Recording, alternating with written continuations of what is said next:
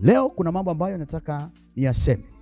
Imekuwa ni changamoto na maswali mengi ambayo watu wengi wamekuwa wakiniuliza, wakiniambia, je, Christmas imetoka kwenye Biblia? Je, ni sawa kusherehekea? Majibu ni haya ambayo leo ninataka nikueleze wewe mwana wa Mungu unayenisikia. Kwanza, jambo la kwanza tutaangalia kuzaliwa kwa Kristo, maana yake Mungu kuja duniani akiwa katika mwili. Tuangalie hapa katika Luka 1 mstari wa 26. Mwezi wa 6, malaika Gabrieli alitumwa na Mungu kwenda mpaka mji wa Galilaya, jina lake Nazareti, kwa mwanamwali bikira aliyekuwa ameposwa na mtu jina lake Yusufu wa mbali ya Daudi. Jina lake bikira huyu ni Mariamu. Akaingia nyumbani kwake, akasema, salamu, uliyepewa neema, Bwana yu pamoja nawe. Naye akafadhaika sana kwa ajili ya maneno yake, akawaza moyoni mwake, salamu hii ni ya namna gani? Malaika akamwambia, usiogope Mariamu, kwa maana umepata neema kwa Mungu.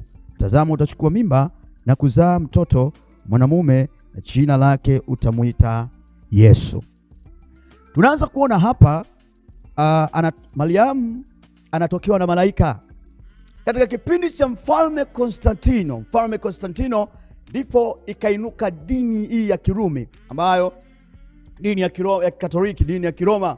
Wakakaa wakakubaliana, kwa nini tusifanye mpango wa kusherekea kwa Mwokozi wetu? Lakini ndani yake kulikuwa kuna ila ya kwamba waingize mipango mibaya ya kusherekea miungu kwa siri na kuwafanya watu waabudu miungu au mizimu pasipo wao kufahamu. Kwa hiyo kipindi hicho cha mfalme Konstantino, watu walikubaliana kwa wingi, wakakubaliana. Na Wakristo waliokataa, ndicho kipindi ambacho Wakristo wengi walichinjwa na wakafa. Kwa sababu gani? Walikataa ile sheria ambayo ilikuwa imewekwa.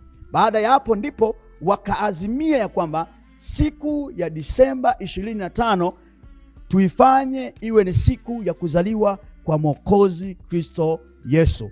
Ikaingizwa kwa dini kwa siri, mpaka leo inaabudiwa.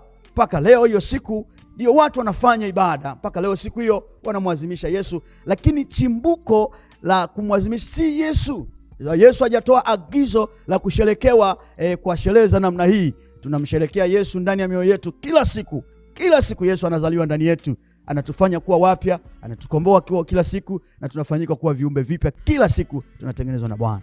Kwa hiyo wakasherekea, na ukiangalia hii siku ili ujue kabisa ni ya kipagani. Siku hii si ya Mungu. Utaona hapo kuna kitu ambacho ikifika hii tarehe utaona mtu ambaye anapewa kipaumbele katika TV, katika matangazo, katika sehemu mbalimbali, ni mtu mmoja anaitwa Father Christmas. Maana yake unaposema Father Christmas, maana yake unataka uniambie kwamba yule ndiye baba wa Christmas, yani baba wa Yesu. Yule mwenye madevu ndio baba wa Yesu. Ukaona hapo ni upagani mtupu. Na huyu Father Christmas anaitwa Nikolaus. Nikolaus alikuwa ni padri wa Kikatoliki. Na huyu padri wa Kikatoliki, kwa namna ambavyo wanamueleza, ni mtu ambaye alikuwa na upendo, na ilipokuwa inafika tarehe hii ya Disemba alikuwa anawapelekea watu zawadi. Anawapelekea zawadi, na ndio maana utaona katika TV, hata hapo unapotazama unaona huyo Father Christmas nyuma yake amebeba nini? Amebeba maboksi ya zawadi. Maana yake ilikuwa ni hiyo desturi, na kwa upendo huo katika dhehebu hilo wakatengeneza namna na yeye kumkumbuka kwa siku hii, kwamba kwa siku hiyo ya Disemba, kwamba alikuwa ni mtu mzuri na alikuwa anatoa zawadi na alikuwa anawapa watu zawadi. Kwa hiyo akumbukwe kwa jambo hilo. Lakini ukiangalia ni kama mtu huyo anaabudiwa, ana uhusiano kabisa na kuzaliwa kwa Kristo Yesu. Lakini utaona nyumba za watu wameweka hiyo sanamu. Ndugu mpendwa unanisikiliza katika jina la Kristo Yesu, nataka nikwambie jambo moja: usinunue Father Christmas ukaweka katika nyumba yako. Unakuwa umenunua mizimu, umeweka katika nyumba yako. Usinunue, na kuonya Kristo unayenisikia. Hakuna uhusiano wowote na kuzaliwa kwa Kristo Yesu. Alafu siku hii utaona watu wengi Siku hii haina uhusiano kabisa na kuzaliwa kwa Yesu. Tarehe hii ni ya kipagani, haina uhusiano wa kuzaliwa kwa Yesu. Usisherekee, ni ya kipagani, na wachungaji wengi wamedanganya washirika wao. Unakuta makanisa yameweka manguzo makubwa pale nje. Ukiangalia kuna kitu kimoja kinaitwa Christmas tree, mti wa Christmas, yani mti wa kuzaliwa kwa Yesu. Sasa mti wa kuzaliwa kwa Yesu una uhusiano gani? Ni miungu ambayo ilikuwa inaabudiwa huko katika nchi za kigeni. Miungu iliingia kwa siri katika kanisa.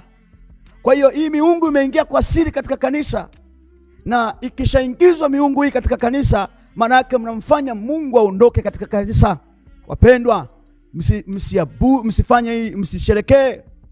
Achana na Christmas hii, sio ya Mungu. Haijatoka kwenye Mungu, haijatoka kwa Mungu, haijatoka kwenye neno la Bwana. Haijatoka kwenye neno la Bwana. Kwa hiyo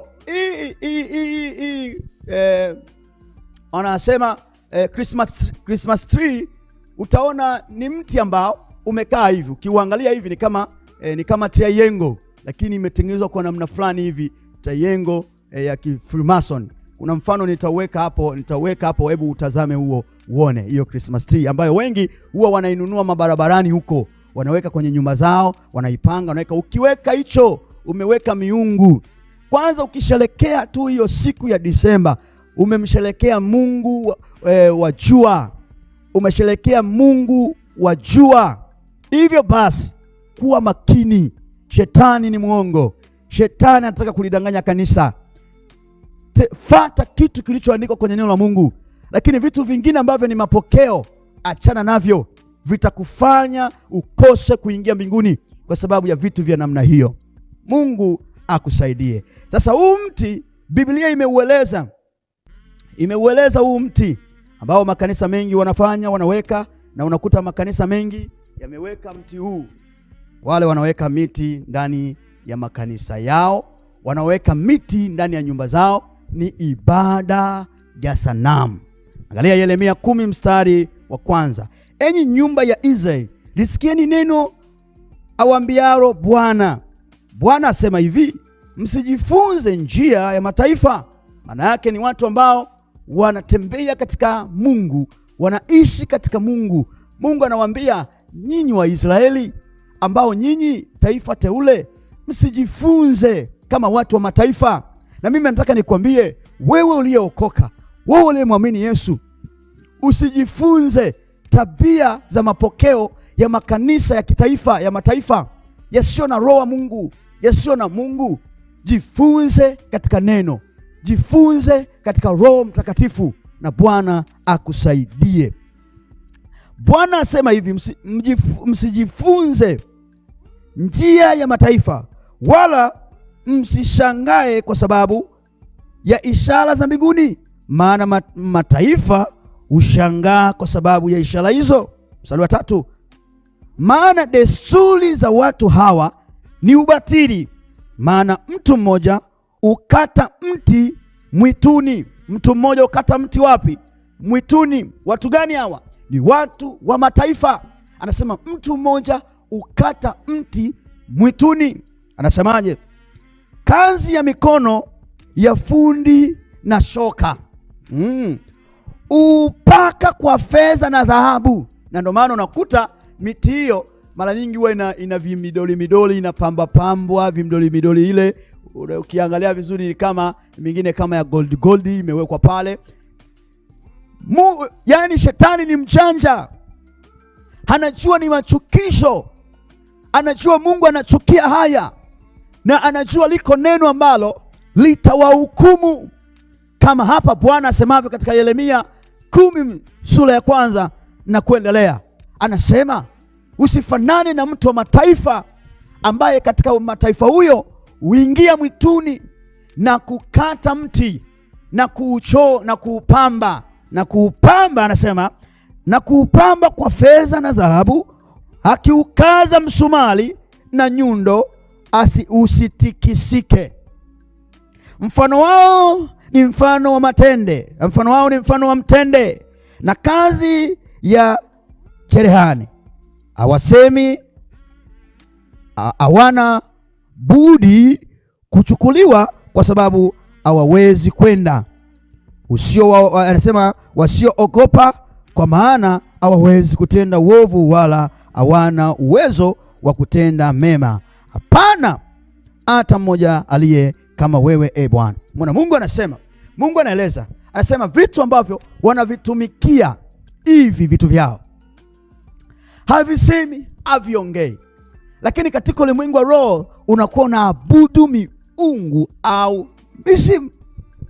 Sasa Mungu anatuonya sisi ambao ni uzao wa Israeli katika imani, sisi ambao tumeingizwa katika imani, sisi ambao tumeingizwa katika ulimwengu wa roho kwa imani, sisi ni uzao mteule, uzao mtakatifu.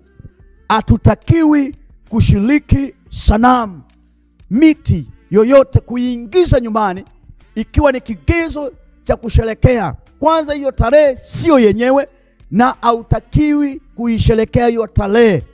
Ndiposa ukifanya kinyume na neno la Mungu, nataka nikuambie, utayakumbuka haya maneno, utaingia kuzimu, utaingia kuzimu kwa macho yako mawili ukitazama.